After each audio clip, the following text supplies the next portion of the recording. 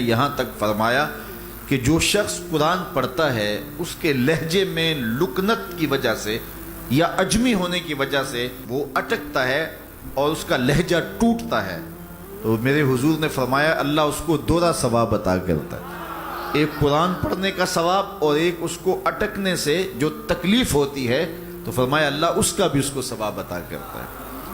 اور فرمایا یہ وہ پاکیزہ کتاب ہے کہ اگر تمہارا رب سے باتیں کرنے کو جی چاہے تو قرآن کھول کے بیٹھ جاؤ، یہ رب سے ہم کلام ہونا ہے، یہ اپنے رب سے گفتگو کرنی ہے۔ میرے حضور نے فرمایا کہ قرآن اللہ کی وہ لٹکتی ہوئی رسی ہے جس کا ایک سرا تمہارے ہاتھ میں ہے، دوسرا سرا تمہارے رب کے ہاتھ میں۔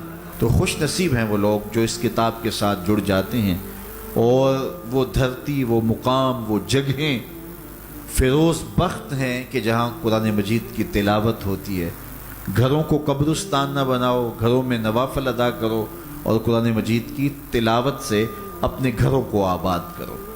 اگر گھر میں روزانہ کی بنیاد پہ قرآن مجید کی تلاوت کا معمول بن جائے تو پھر کوئی جن، کوئی بھوت، کوئی آسیب اور کوئی بدروح آپ کو تنگ نہیں کر سکتی۔ جہاں قرآن کی تلاوت تسلسل کے ساتھ ہوتی ہوگی وہاں جن نہیں ہوگا، وہاں ٹونے نہیں ہوں گے، وہاں جادو نہیں ہوگا، وہاں سایہ نہیں ہوگا، وہاں رحمت الہی کا سائبان تان دیا جائے گا۔ جہاں قرآن پڑھا جائے وہاں نزول باران ہوتا ہے، رحمتوں کی برسات ہوتی ہے۔ اور پھر اگر یہ جگہ اللہ کا گھر ہو، مسجد ہو، تو پھر تو دوہری برکت ہو جائے گی نا۔ وہ میاں صاحب نے کہا تھا نا کہ دودھ اندر جے کھنڈ رلائیے تے مزہ ہو جاوے دونا، کہ دودھ خود بھی میٹھا ہوتا ہے، اس کے اندر اگر چینی بھی شامل کر لی جائے۔ یہ روشنیوں کا منبع ہے، یہ مصدر ہے اجالوں کا۔ اس کتاب سے اتنی روشنیاں پھوٹتی ہیں کہ زندگی کے سارے اندھیرے ختم کیے جا سکتے ہیں۔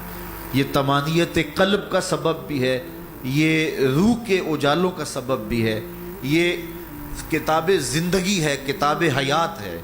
اس کے بتائے ہوئے اصولوں کے مطابق اگر زندگی بسر کریں گے تو یہ زندگی بھی خوبصورت ہوگی، اور اس زندگی کے بعد ایک اور شروع ہونے والی زندگی ہے، وہ زندگی بھی خوبصورت ہوگی۔ قرآن قبر میں چراغاں کرے گا، قبر میں روشنیاں دے گا، قبر میں اجالا کرے گا۔ اس کتاب کے اندر ایسے ایسے شفا کے نسخے رکھے گئے ہیں کہ ہماری زندگی کے روز مرہ مسائل کا حل ہیں۔ مثال کے طور پہ آج کل ہر بندہ معاشی طور پہ پریشان ہے، تو سورہ واقعہ صرف 3 رکوعوں پر مشتمل ہے۔ اگر یہ معمول زندگی بنا لے تو سورہ واقعہ جہاں ہوگی وہاں نحوستیں اور بے برکتیاں نہیں ہوں گی۔ سورہ یاسین پڑھو گے تو بے پناہ برکتیں اس کے دامن میں رکھی ہوئی ہیں۔ اسی طرح سورہ اخلاص صرف 3 مرتبہ پڑھیں گے تو پورے قرآن پڑھنے کا ثواب نصیب کر دیا جائے گا۔ ایک شخص حضور کی خدمت میں حاضر ہوا اور اس نے حضور سے کہا کثیر العیال ہوں، ذرائع آمدنی بہت تھوڑے ہیں، تو میرے لیے کوئی دعا کیجئے، کوئی مجھے نسخہ بتائیے۔ تو آقا کریم نے اس کو جو نسخہ بتایا سنا، فرمایا جب گھر جائے تو گھر والوں کو السلام علیکم کہہ دیا کرو۔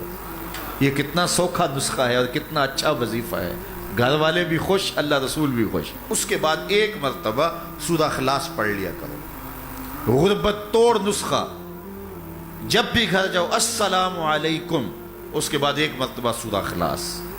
اور میرے حضور نے فرمایا کبھی ایسا ہو کہ تو گھر جائے، گھر میں کوئی بھی موجود نہ ہو، تو فرمایا عمل چھوڑنا نہیں، فسلم علیہ، پھر مجھے سلام کہہ دینا۔ وہ اپنے نام لیواؤں کو تنہا چھوڑتے کب ہیں، جہاں ہم دم نہ ہو کوئی وہاں سرکار ہوتے۔ وہ کہتے ہیں میں عمل شروع کر دیا، گھر جاتا السلام علیکم، اس کے بعد السلام علیکم کے بعد میں سورہ اخلاص 1 بار پڑھ دیتا۔ اس عمل کی برکت سے میں نے تو امیر ہونا ہی ہونا تھا، میرے ہمسائے بھی امیر ہو گئے، میرے ہمسائے بھی امیر ہو گئے۔ تو قرآن کو اپنی زندگی میں بسا لو، قرآن کو شامل کر لو، دنیا بھی سنورے گی، قبر بھی سنورے گی، نزا کا عالم بھی سنورے گا، حشر میں بھی اجالے ہوں گے، جنت کی بہاریں بھی نصیب ہوں گی، اور رسول اللہ کا ساتھ نصیب ہوگا۔ تو اس کتاب سے جڑو، اس کو ورق ورق پڑھو، اس کو حرف حرف پڑھو، اس کو رکوع رکوع پڑھو، اس کا ایک ایک آیت ممکن ہو تو ایک ایک آیت روز پڑھ لو، اور اس کو ترجمے اور تفسیر کے ساتھ، توضیح کے ساتھ، شان نزول کے ساتھ اس کتاب اللہ کی تلاوت کا معمول بناؤ۔